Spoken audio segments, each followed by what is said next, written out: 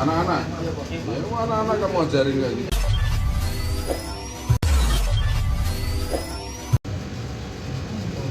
Lebih dia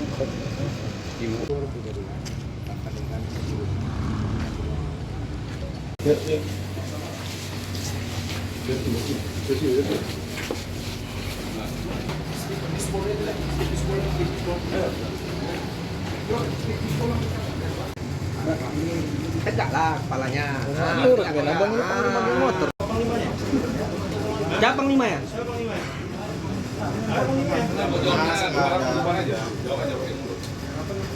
Topi merah ini enggak? Woi, topi merah. Hah? Kok nggak kenal Mapes?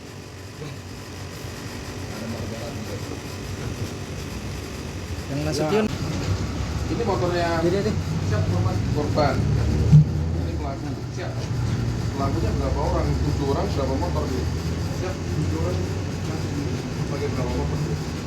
Yang didapat izin satu dan lari yang banyak Kairo dan korbannya. Nah mas, lihat mas. Cek Pak. Hah? 14, kau? 14. Mana rumahmu mana? Ketua itu kan, PPB. Apa itu singkatannya? Semua berkali. Apa maksud? Apa SMP tadi? Hah? Setan malam berdarah, apa maksudnya setan malam berdarah itu? Apa yang kau bikin dengan itu? Rame-rame maksudnya apa? Nah, kamu anak setan? Oh. Kamu? Coba, nggak usah. Buka aja, buka. Kamu udah bukan anak-anak. Maskernya buka. Nah. Wah, ini loh tampang setan berdarah malam. Setan malam berdarah. Kamu yang bikin. Berapa kali kamu keluar malam? Tawuran-tawuran itu? Hah? 2 kali. Berapa tahun udah bikin apa? Setan malam SMP. Berapa lama kau bikin? Kerja di setan dulu. KTP, surat keterangan, enggak?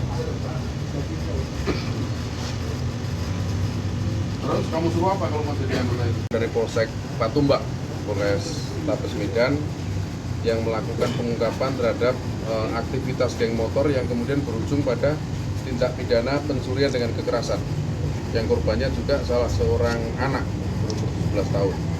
Dengan hasil tindak pidananya satu unit sepeda motor. Saya hanya ingin memastikan dari Polres dan dari Polsek gerakannya sama, iramanya sama, kita semua melakukan penindakan tegas terhadap geng motor. Ya. Sebetulnya bukan kami yang mengidentifikasi geng motor, mereka yang menyatakan dirinya sebagai gerombolan, sebagai kumpulan anak-anak, bahkan memberikan nama. Misalnya ini adalah SMP, Setan Malam Berdarah. Dan namanya kan sudah menunjukkan bahwa aktivitasnya tidak baik. Lalu dari hasil penindakan itu ada 7 orang tersangka dan 4 diantaranya adalah anak di bawah umur, karena itu tidak kami sampaikan di depan. Lalu 3 yang sudah di atas umur atau bisa dikatakan layak mendapatkan atau mempertanggungjawabkan perbuatannya, maka kita lakukan upaya penyidikan dan penahanan. Kemudian ada tiga geng motor yang selama ini kemudian teridentifikasi melakukan tindakan-tindakan yang kemudian berujung pada tindak pidana. Ada namanya Tosan di daerah Tembung, dan satu lagi Simple Life di daerah Medan Area. Saya tegaskan, ini bukan organisasi yang berbadan hukum, dan ini adalah kumpulan atau gerombolan ya, anak-anak yang kemudian punya potensi untuk melakukan tindak pidana. Mau tidak mau, suka tidak suka, bubar. Ya, tidak boleh ada lagi aktivitas yang mengatasnamakan kelompok tertentu yang kemudian berujung pada tindak pidana. Lalu barang buktinya ada 1 unit sepeda motor hasil 365 tindak pidananya, kemudian 1 unit sepeda motor yang digunakan untuk melakukan tindak pidana. Peristiwa terjadi pada tanggal 12 Oktober kurang lebih jam 23.30, jadi cukup malam ya, sudah malam.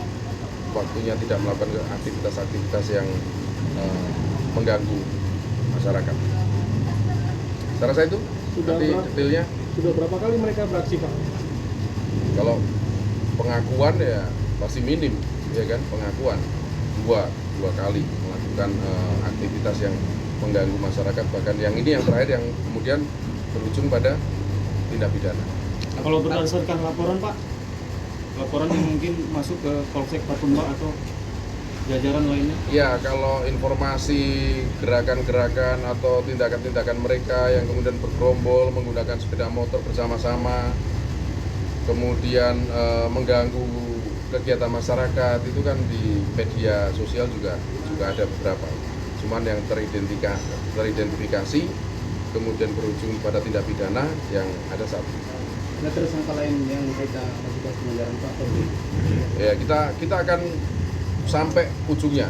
Misalnya Instagram, saya pastikan semua media sosial yang digunakan kemudian mengupload, mengunggah tindakan kekerasan, saya akan lakukan penegakan itu. Ya. Kemudian celurit, ya, ini barang-barang bukti seperti ini, seperti celurit-celurit ini yang diproduksi tidak untuk kebutuhan sehari-hari, untuk kebutuhan kehidupan, kita juga akan lakukan penegakan hukum. Terhadap kelompok ini Pak, apakah terindikasi menggunakan narkoba atau bagaimana Pak? Ya, nanti kita lebih lanjut kita periksa ya. Kalau motivasinya apa? Hah? Kelompoknya udah pernah melakukan tindak pidana seperti begal atau membacok? Ya, begal belum, bacok belum. Tapi membawa senjata tajam, kemudian beramai-ramai itu sudah masuk ranah pidana. Tapi kan kemudian perangkap konstruksi hukumnya yang paling valid adalah ketika peristiwa yang terjadi.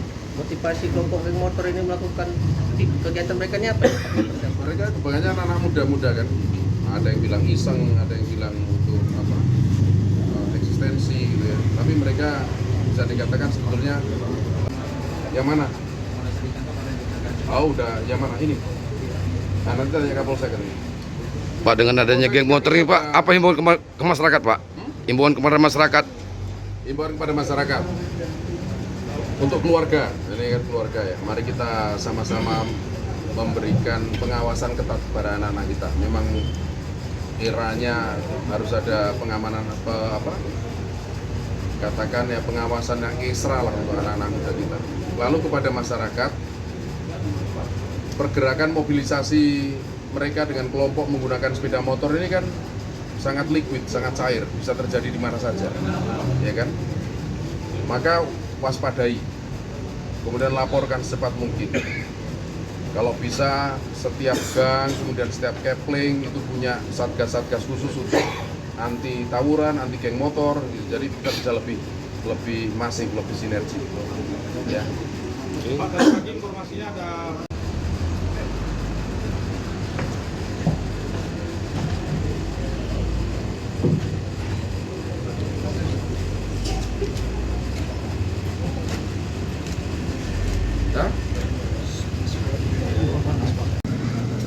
Ketua, Dek, anggota kau ada berapa ribu selama buka geng motor?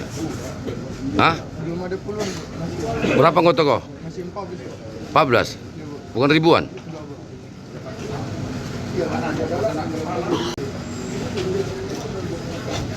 Di mana bermarkas? Tidak ada markas ya, Pak. Di mana?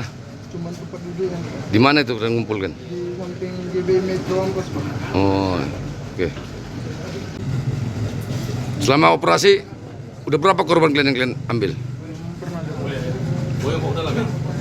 Ayo. Udah, Pak, udah ya? Ya, Pak.